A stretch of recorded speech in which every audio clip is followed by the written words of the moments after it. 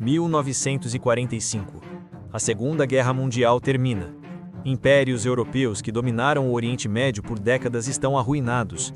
França e Grã-Bretanha não têm mais força para manter colônias. E enquanto potências antigas recuam, duas novas avançam: Estados Unidos e União Soviética.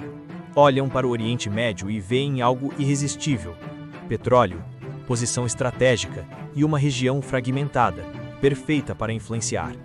O Oriente Médio não pediu para ser tabuleiro da Guerra Fria, mas foi exatamente isso que se tornou. A região já estava ferida. Durante a Primeira Guerra Mundial, britânicos e franceses prometeram independência aos árabes se eles lutassem contra o Império Otomano. Os árabes lutaram, mas quando a guerra terminou, Sykes-Picot dividiu o Oriente Médio entre França e Grã-Bretanha, fronteiras traçadas com régua, sem considerar tribos, religiões ou história. Iraque, Síria, Líbano, Jordânia, estados artificiais criados por diplomatas europeus em escritórios longe dali. E essas fronteiras nunca fizeram sentido para quem vivia lá. Curdos divididos entre 4 países, sunitas e xiitas forçados a conviver sob governos que não representavam nenhum dos dois.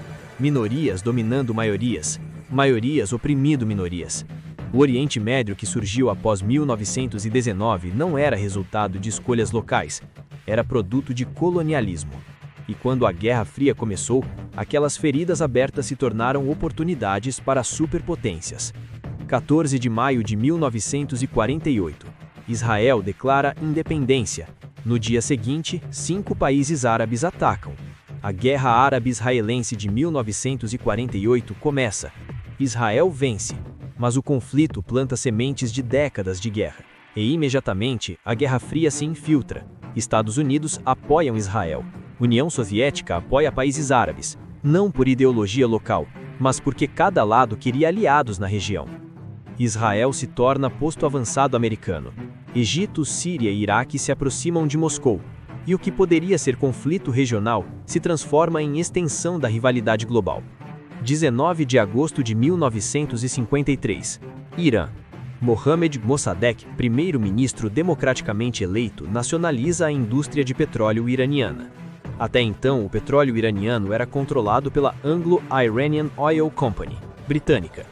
Mossadegh decide que a riqueza do Irã deveria pertencer ao Irã. Londres pede ajuda a Washington. A CIA organiza a Operação Ajax, golpe de Estado. Mossadegh é derrubado. O Shah reza a palavra e retome controle total. E o petróleo volta para mãos ocidentais.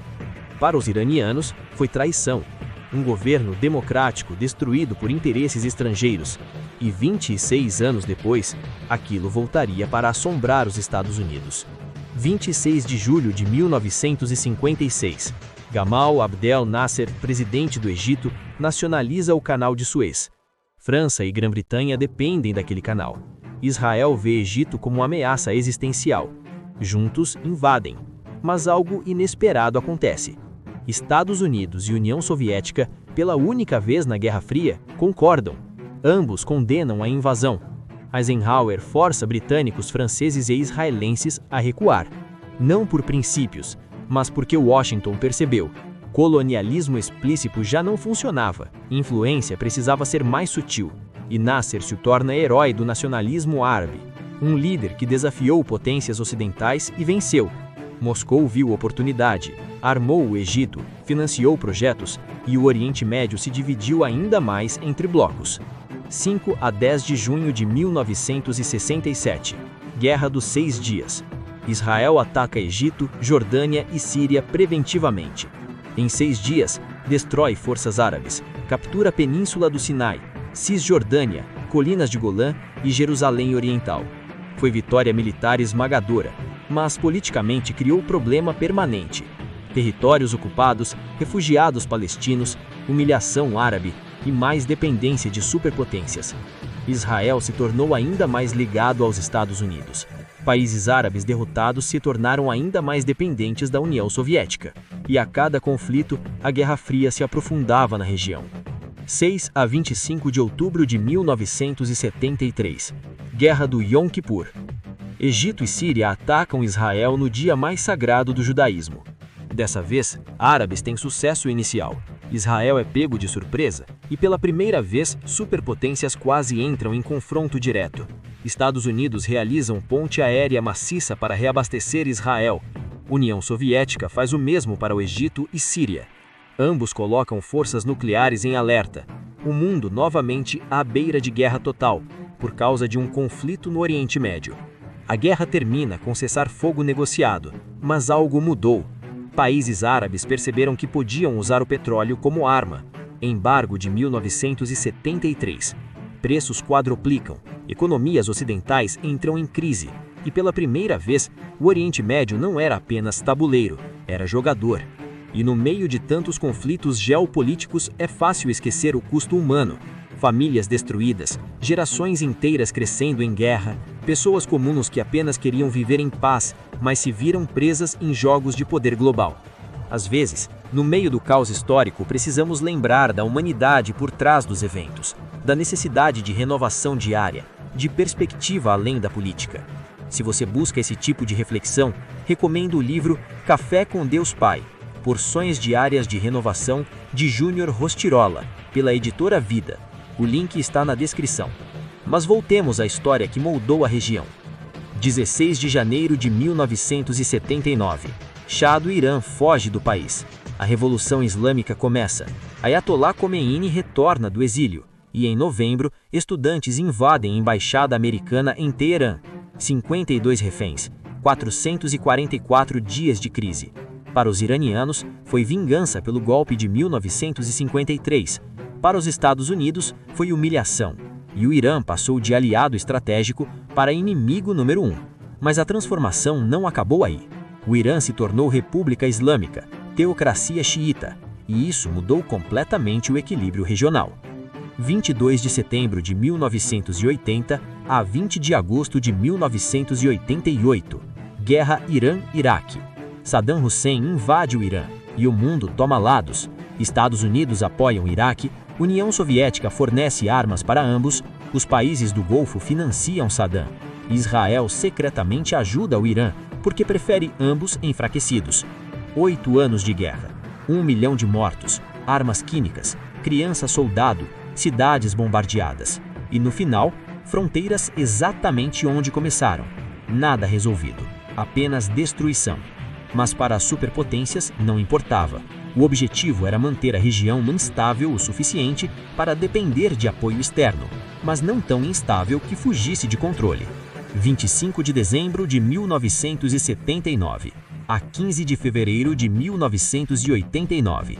União Soviética invade o Afeganistão e os Estados Unidos veem oportunidade. Operação Ciclone.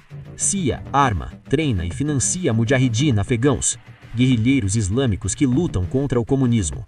Washington despeja bilhões. Arábia Saudita fornece dinheiro e ideologia wahhabita radical. Paquistão oferece bases e treinamento. E jovens de todo o mundo muçulmano vão para o Afeganistão lutar pela Jihad. Um deles se chama Osama Bin Laden. A União Soviética perde a guerra. Recua em 1989. Mas os guerrilheiros que os americanos armaram não desapareceram. Viraram talibãs. Viraram Al-Qaeda. E em 2001, aquelas armas e aquele treinamento retornariam para assombrar os Estados Unidos de formas que ninguém previu. 9 de novembro de 1989. O Muro de Berlim cai. 26 de dezembro de 1991. A União Soviética se dissolve. A Guerra Fria termina. Capitalismo vence. Comunismo colapsa. Mas no Oriente Médio, nada mudou. As fronteiras artificiais permaneceram. Os regimes apoiados por superpotências continuaram no poder. As armas fornecidas ainda estavam lá. Os ressentimentos ainda ferviam. E os interesses estratégicos não desapareceram só porque Moscou caiu. Washington permaneceu. O petróleo permaneceu. Israel permaneceu. Os conflitos permaneceram.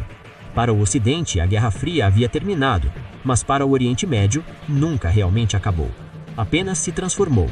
Os jogadores mudaram de nome. A ideologia deixou de ser capitalismo contra comunismo, virou terrorismo, extremismo, guerras por petróleo, conflitos sectários. Mas a lógica permaneceu. Potências externas, usando a região como tabuleiro, financiando aliados, derrubando inimigos, vendendo armas para todos os lados. e milhões de pessoas vivendo as consequências. O Oriente Médio de hoje não surgiu do nada. Foi construído por décadas de intervenção externa, por fronteiras artificiais, por golpes patrocinados, por guerras financiadas, por promessas quebradas.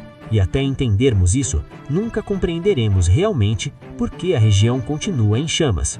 No próximo vídeo, vamos mergulhar nos eventos que levaram ao 11 de setembro.